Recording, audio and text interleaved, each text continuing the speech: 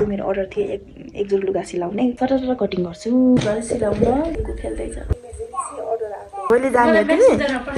दुईजना सिलाइसक्यो उसले पनि लजाइसक्यो बिचरा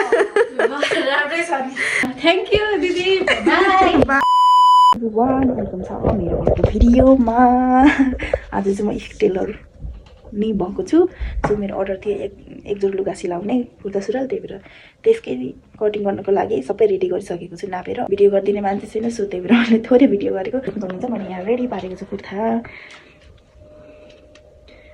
ढक्कसँगले अब यसलाई सरर कटिङ गर्छु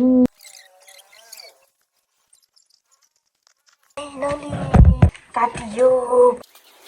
बाउलाको पनि कटिङ भयो है साथीहरू भित्र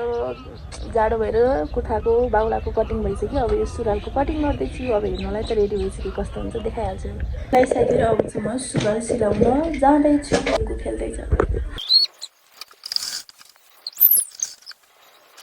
साथीहरू इलास्टिक राखेको अवस्था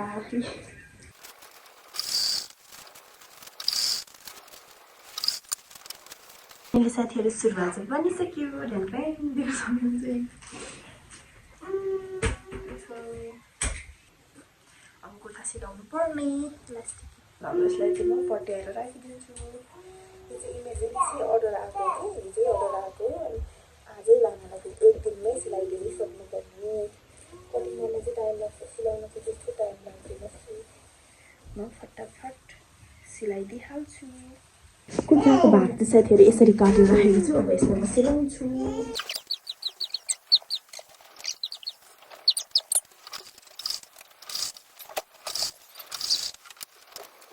साथीहरू सिलाइसक्यो देख्न सक्नुहुन्छ हेर्दा चाहिँ खासै राम्रो देखेको छैन बच्चाले काट्नु हेरिरहेको छ साथीहरू कपिराइट आउँछ म देखाउँछु मात्रै अब भरे भोलि जाने सल ल्याएको भने फिटिङ राम्रो देखिन्थ्यो तिमीले 8 भन्थ्यौ गला त्यही भएर 8 खोलिएको छ गला चाहिँ कस्तो लाग्यो दुईजना सिलाइसक्यो उसले पनि लजाइसक्यो बिचरा